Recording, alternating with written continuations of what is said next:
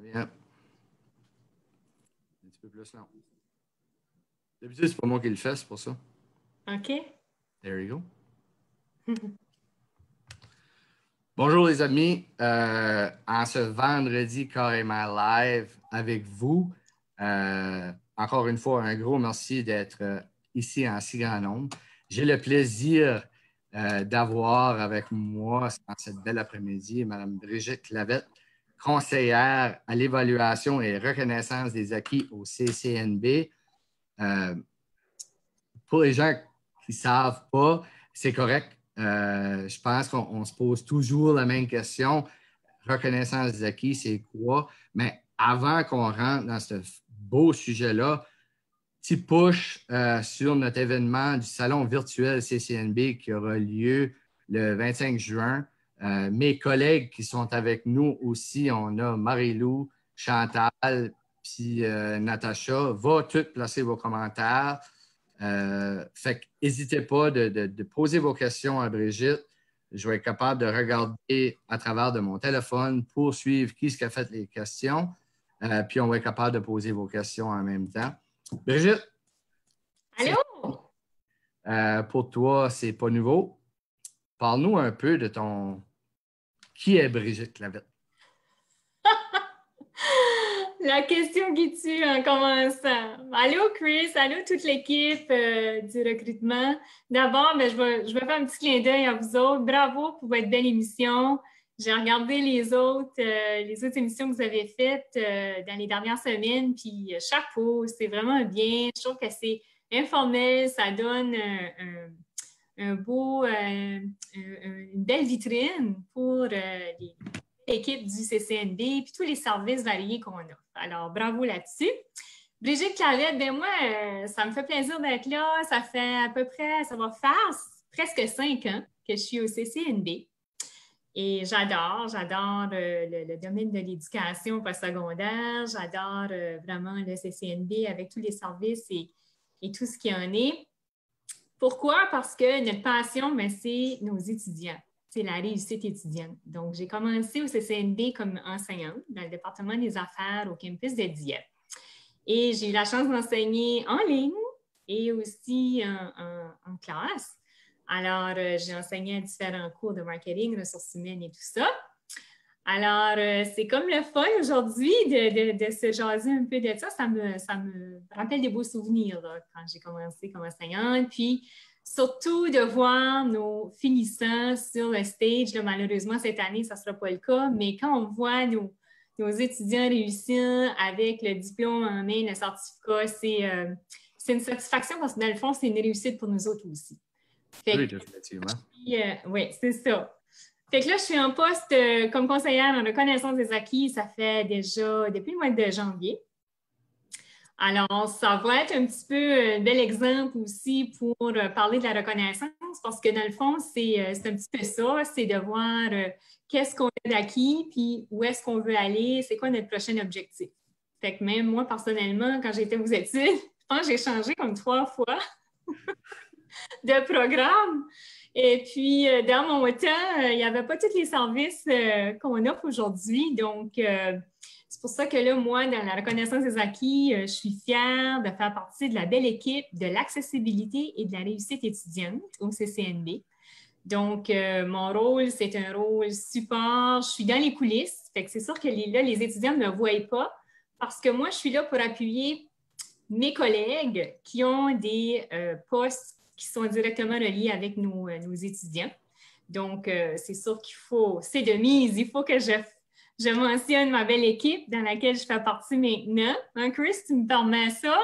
Définitivement. Prends le temps. Parce que Chris aussi fait partie de la réussite étudiante. Donc, à la réussite étudiante, on a 3 grandes composantes. Donc, on a le service d'accessibilité et réussite étudiante dans laquelle je suis, avec toutes nos conseillères en orientation. Donc, on a un service de conseiller en orientation dans chaque campus. On a aussi nos intervenantes en santé mentale dans chaque campus qui sont là pour appuyer nos étudiants. On a des coordonnatrices en l'inclusion qui sont là aussi pour adapter certaines techniques d'apprentissage pour certains étudiants. Et puis, c'est ça, on a moi-même. Alors, l'autre composante, c'est le recrutement et le service d'accueil et d'intégration de nos étudiants internationaux. Et aussi, on a la composante de tous les services de bibliothèque. Donc, voyez-vous, là, c'est vraiment là, une belle équipe qui est là pour permettre à tous nos étudiants de réussir. Moi, dans mon temps, il n'y avait pas ça. Donc là, je me dis, avec toutes ces ressources-là, tous les étudiants, je pense, ont les moyens là, pour atteindre leur objectif. Définitivement. Écoute, tu as expliqué vraiment très brièvement de toute l'équipe, puis que les gens comprennent qu'on est une équipe. C'est vraiment plaisant parce que ça démontre la famille puis l'aspect familial qu'on a au CCNB. Fait que, comme tu as dit, toi aussi, tu as changé, moi aussi. J'ai commencé à l'université, j'ai fini ici, comme beaucoup de nos collègues aussi. Fait que c'est important, mais l'évaluation et les reconnaissances acquis, là, ben, à la fin de la ligne, ça mange quoi en hiver, ça? On en parle souvent, mais... C'est exactement ça que mon père m'a dit quand j'ai dit que j'avais ce nouveau poste-là. Que c'est ça? C'est quoi ça, cette affaire-là? Mais écoutez, il faut mettre dans le contexte aussi qu'on est dans un âme aussi où est-ce que le marché du travail change beaucoup. Là, tout de suite, on le sait que la main-d'œuvre est demandante, on a des pénuries dans plusieurs secteurs, tout ça. Fait que tout ça mis ensemble puis on a des gens aussi qui veulent changer de carrière, puis qui veulent cheminer dans tout ça, qui commencent en quelque part. Tu sais, je pense que, premièrement, c'est l'essentiel, de commencer en quelque part avec un objectif de carrière. Donc, la reconnaissance des acquis, puis le mot le dit, là, une fois que je vais vous l'expliquer, vous dire « Ah, ben oui, c'est vrai, ça fait du sens ». C'est vraiment de reconnaître nos acquis en termes de compétences et de connaissances. Donc, on dit l'évaluation de reconnaissance des acquis, mais le terme qui englobe tout ça, c'est la RAC. Au Québec, on parle de RAC, donc de reconnaissance d'acquis et de compétences. Et aussi l'Association canadienne de la reconnaissance des acquis, parce qu'il y a une association canadienne. Donc, c'est vraiment un domaine qui est assez structuré puis organisé de plus en plus. Parce que ça bouge tout le temps, tu sais, avec les universités, les collèges, les gens changent de programme. Donc, c'est d'abord et avant tout, si on prend un recul, puis là, je vais mettre mon chapeau d'enseignante, si je peux vous expliquer ça d'une manière assez simple, c'est de dire, OK, chaque personne, OK, veut ou demande, ou dans le fond, la volonté de reconnaître, de se faire reconnaître pour sa juste valeur. Et dans ce sens-là, au niveau de notre service, au niveau postsecondaire, c'est de prendre un recul et de dire, bon, bien, chaque personne a aussi un objectif de carrière ou une vision en tête. Donc, on commence avec ça. Quel est notre objectif de carrière qu'on veut atteindre? Où est-ce qu'on se situe présentement? Puis là, on prend un recul, puis de regarder tout ce qu'on a accumulé en termes de compétences, connaissances, peu importe si ça a été dans une université connue, un collège, dans du bénévolat, dans un travail antérieur, peu importe où est-ce qu'on l'a acquis, cette compétence-là, soit par le savoir-faire, savoir-être, peu importe. C'est ça qui va nous amener à dire, OK, bon, mais j'ai ça déjà, puis qu'est-ce qui me manque pour arriver à mon objectif? Fait que, vraiment, l'évaluation de la reconnaissance des acquis, c'est ça, c'est d'essayer d'évaluer qu'est-ce que vous avez d'acquis comme compétence qui est demandé dans votre programme visé, qui vous manque pour atteindre ce programme-là ou cet objectif-là.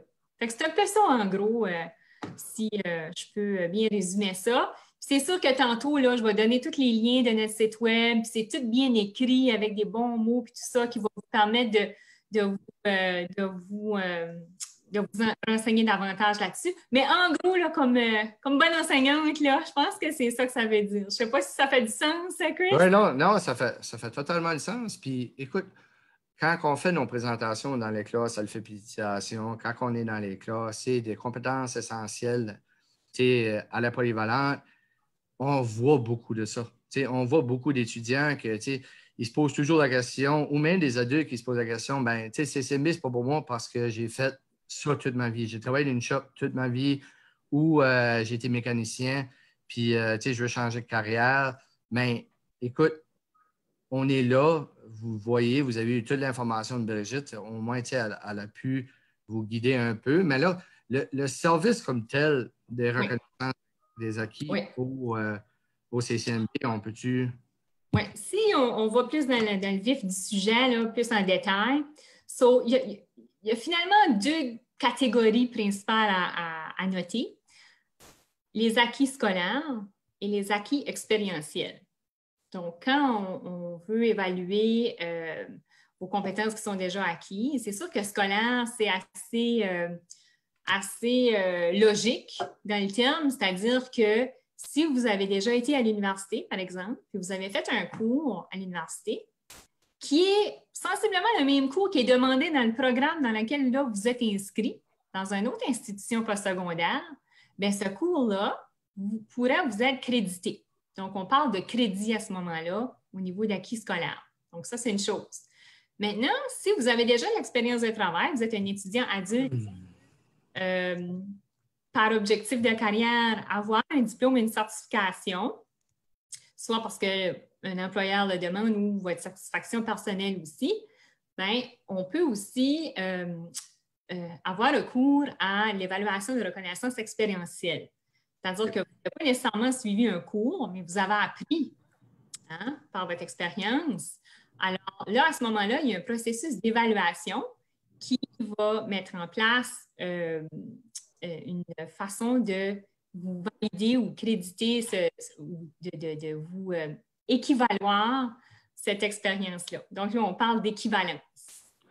Alors, avec le processus qui est enclenché, avec les documents aussi, parce que là, je vais venir un petit peu plus en détail là, de plus en plus là-dessus, mais reste que ça, à ce moment-là, sur votre relevé de notes, on pourra indiquer EQ qui est une équivalence quand on parle d'expérience. OK. Fait que là, si on regarde, là, Brigitte, n'importe qui qui applique au collège communautaire peut faire une demande pour une reconnaissance des acquis. Est-ce que c'est comme ça? Mais si un étudiant est incertain et n'a pas fait de demande d'admission, est-ce que c'est ça? Parce que on a eu cette question-là avant. Pour être accessible aux services puis les avantages à savoir un petit peu plus, là, est-ce que tu peux donner un petit peu plus de détails là-dessus? Absolument. Deux choses. Puis là, c'est mon chapeau de marketing là, qui peut embarquer là-dessus. Parce que là, on parle de deux profils différents. On parle d'un profil qui est un candidat potentiel à un programme. Donc, c'est-à-dire c'est quelqu'un qui a comme objectif ou qui s'intéresse peut-être à suivre un programme pour soit dénicher un tel emploi ou juste pour peut-être avoir une augmentation de salaire, une opportunité. Donc là, le candidat, lui, qui songe peut-être à s'inscrire au collège, à un programme régulier, là, il y a quand même des responsabilités à faire ou il y a quand même des choses qu'il peut faire lui-même avant même d'être inscrit. Fait que c'est sûr que le service qu'on offre au CCNB, il faut que tu sois inscrit à un programme régulier. Et puis là, le service est totalement gratuit pour vous autres. Mais avant ça, juste pour vous parler des personnes qui sont pas sûres, qui ont fait un certain parcours, puis que avant même de faire une demande d'admission, il faudrait faire un petit devoir, c'est-à-dire de regarder qu'est-ce que vous avez fait déjà qui semble correspondre à le programme que vous voulez suivre au collège.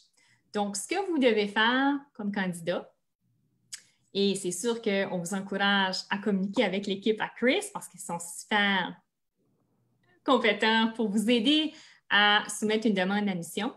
Mais même dans la demande d'admission, ils vont vous demander quelle est votre éducation antérieure. Donc, si vous avez déjà été dans une autre institution ou quoi que ce soit, bien, ayez déjà en main votre relevé de notes. Et en regardant les notes et les cours que vous avez suivis, bien, ça serait intéressant ou ça serait vraiment, je pense, nécessaire aussi d'avoir vos plans de cours. Donc, vos plans de cours, vos relevés de notes, votre CV, si vous avez un portfolio aussi en main. Donc, toutes des pièces justificatives qui vont permettre ensuite de ça d'évaluer votre dossier, qui va faciliter après ça le processus pour voir, OK, quel cours qui peut être soit crédité ou donné comme équivalence. Donc, ça, Brigitte, juste pour clarifier les choses.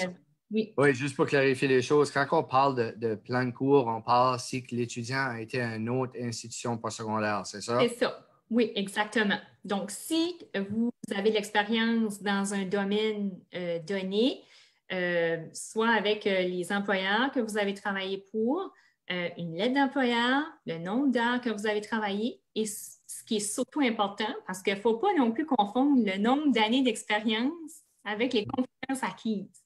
Oui. Il y a quelqu'un qui peut travailler juste 1 an dans un domaine et avoir déjà acquis certaines compétences.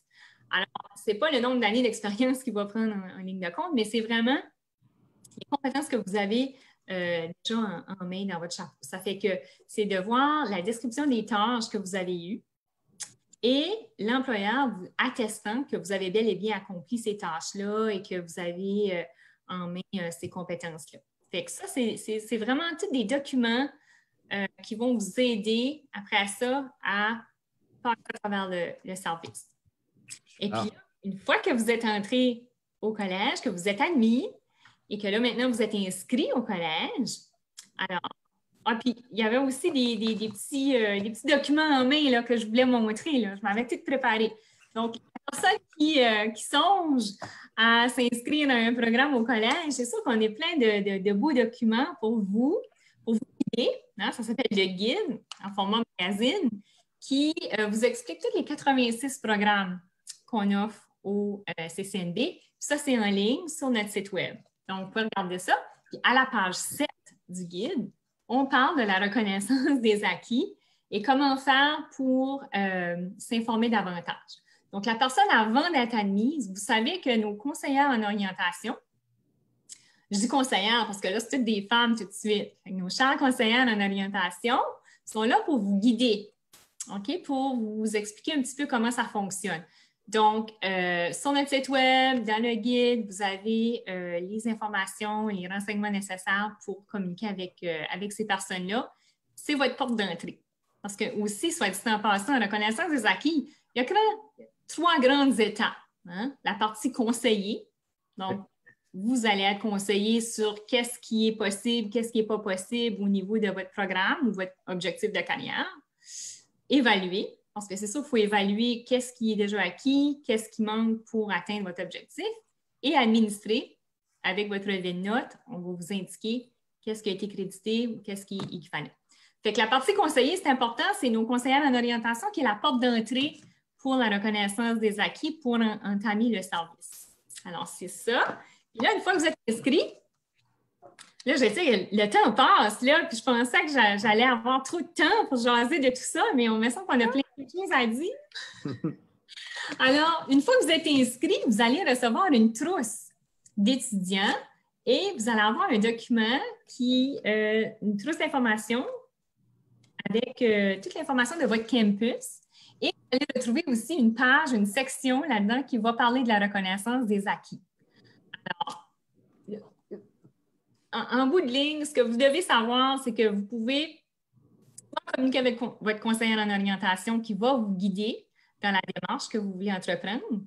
Ou si là, vous êtes inscrit à un programme puis que vous voulez entamer la démarche, c'est important de faire la première semaine d'inscription. Donc ça, là, pour les étudiants qui nous écoutent, qui sont inscrits pour cet automne, la démarche à suivre, il faut vraiment le faire la première semaine du début de la session parce que vous allez avoir besoin du plan de cours de votre cours que vous suivez ou que vous voulez reconnaître pour ensuite l'évaluer avec le plan de cours que vous avez déjà suivi du cours avant.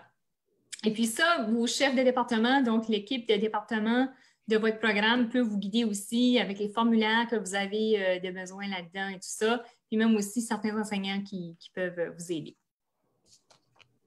Super. Brigitte, un gros merci. Oui. Nos collègues ont partagé tes liens durant la conversation. Oui. Je peux te dire qu'on a eu un étudiant de la Chine qui nous a écouté un message, oui. C'est plaisant. On n'a pas eu de message, il nous a donné un petit coucou, mais c'est très important. Comme vous voyez, nos carrément live se propagent un peu partout. Donc, bienvenue à tous ceux et celles qui nous regardent présentement. Un gros merci, Brigitte, d'avoir pris ce temps ici pour expliquer aux futurs étudiants et même aux étudiants présents que les services qui sont essentiels, parce que c'est un service essentiel au CCNB, Oui. on l'a, puis que c'est offert gratuitement à tout le monde. Absolument. Puis c'est avantageux parce que ça peut vous aider à accélérer votre processus, votre parcours d'études. Puis ça peut vous amener, le but, c'est de vous amener le plus vite possible à votre objectif de carrière. Oui, exactement. Fait qu'encore une fois, je vous souhaite à tous et à toutes un très beau week-end. Soyez prudents, prenez soin de vous autres, puis à la semaine prochaine pour un autre carrément live. N'oubliez pas, le 25 juin, notre salon virtuel. Si vous avez n'importe quelle question, il va y avoir tous nos professionnels du CCNB vont être sur place virtuellement pour répondre à toutes vos questions, que ce soit des parents qui ont des contraintes par rapport à la rentrée 2020, que ce soit des étudiants, que ce soit des enseignants de l'école secondaire. On est là, on va être présent, puis on va certainement prendre soin de vous autres. Fait qu'encore une fois, Brigitte, je te souhaite une très belle fin de semaine, puis un gros merci. Merci. Merci à toute l'équipe. Merci, Chris. Bye tout le monde. Bye.